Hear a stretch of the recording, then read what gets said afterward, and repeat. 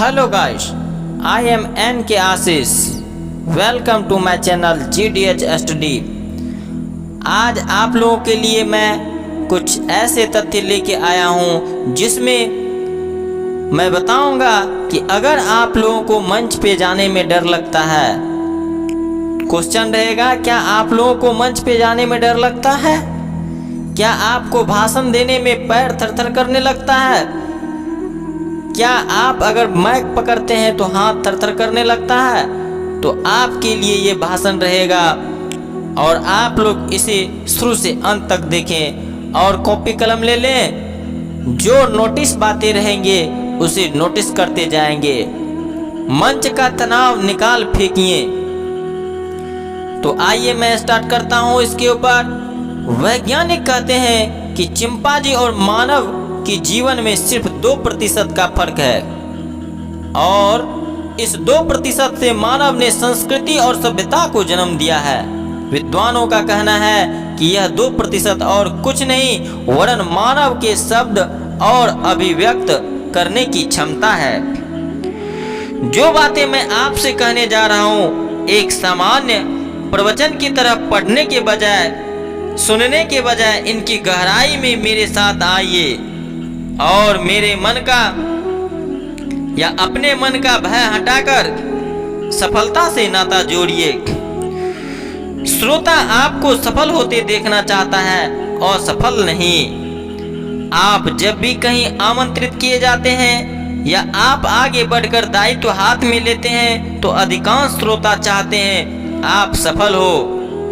जो स्वयं मंच पर बोलने से घबराते हैं वे आपकी सफलता में अपनी विजय देखते हैं, क्योंकि आप भी उनकी तरह एक सामान्य व्यक्ति हैं। जो मंच पर हमेशा बेहतरीन प्रस्तुति देते हैं वे भी आपके दौर से कभी न कभी गुजर चुके होते हैं, इसलिए वे भी आपको जीतते हुए देखना चाहते हैं। जब सभी आपके शुभचिंतक हैं तो भय कैसा? आपकी तैयारी कितनी है ये सिर्फ आप जानते हैं। आपके भाषण में कितने तथ्य हैं, कितनी कहावतें हैं, कितनी शायरी आपने जुटाई है ये सिर्फ आप जानते हैं। भाषण का कोई बड़ा हिस्सा आप भूल भी जाएं तो क्या फर्क पड़ता है? कोई तथ्य या कहानी माइक पर आप भूल गए तो आपके सिवा यह कौन जानता है? जितनी भी याद रहे उतनी बात प्रभावशाली रूप से कहें और आत्मविश्वास के साथ अपनी बात खत्म करें। आत्मविश्वास की बहुत ही जरूरत होती है। जितनी भी याद रहे उतनी बातें प्रभावशाली रूप से कहते चले जाएं। अगली बार अवश्य आप याद रखेंगे। जो भूल गए सो भूल गए। यदि आपको बोलने के लिए 10 मिनट दिया गया था तो आप सिर्फ 6 मिनट ही उपयोग कर पाए तो शर्मिंदा होने की आवश्यकता नहीं, क्योंकि आप उन लोगों से अच्छे हैं जो माइक पर जरूरत से ज्यादा बोलते हैं और दूसरों का समय भी छीन लेते हैं। क्या आप किसी ऐसे वक्ता को जानते हैं जो कभी असफल नहीं हुआ हो? सफलता की ओर जाने वाली हर डगर असफलताओं के पड़ावों पर रुकती है। कुछ यात्री इन पड़ावों पर ठहर जाते हैं और सदा असफल रहते हैं और कुछ यात्री हिम्मत करके चलते रहते हैं और मंजिल पर पहुंचते हैं। फिर आप असफलता से क्यों घबराते हैं? अब्राहम लिंकन को ऐतिहासिक असफलताओं के बाद मिली सफलता के बारे में कौन नहीं जानता?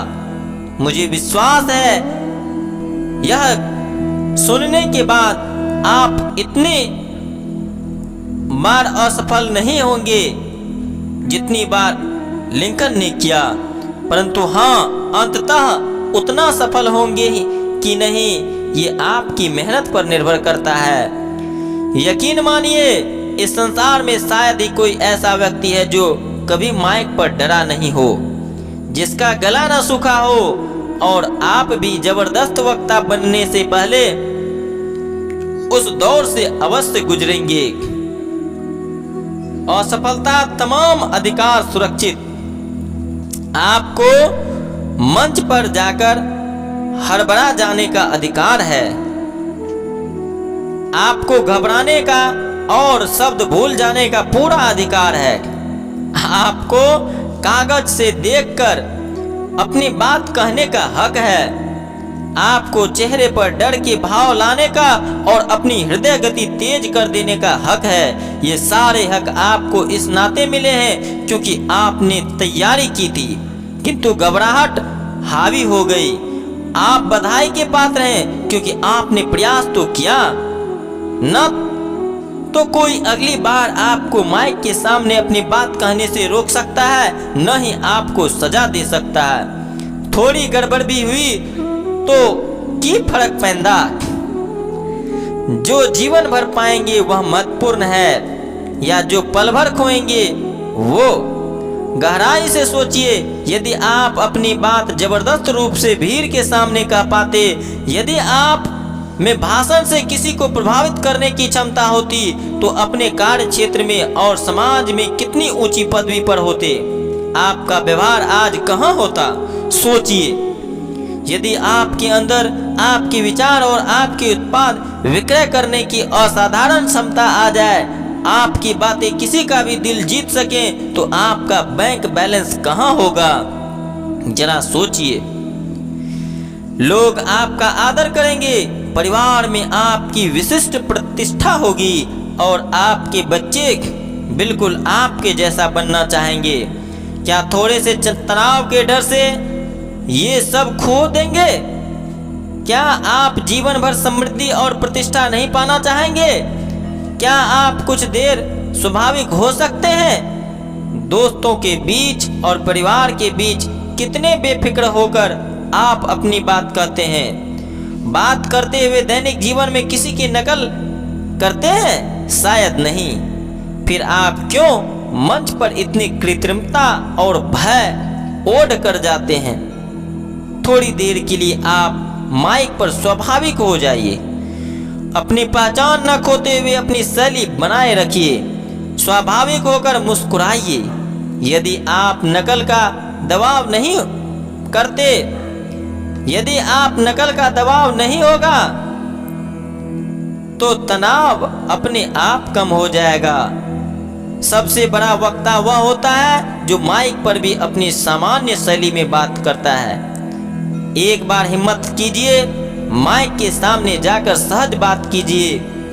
आपको भाषण देने की कतई आवश्यकता नहीं। आप देखे होंगे संदीप महेश्वरी जी को, आप देखे होंगे जो वक्ता है विवेक विंद्रा जी, बिल्कुल सामान्य भाव में बोलते हैं। आप देखे होंगे और अन्य वक्ताओं को।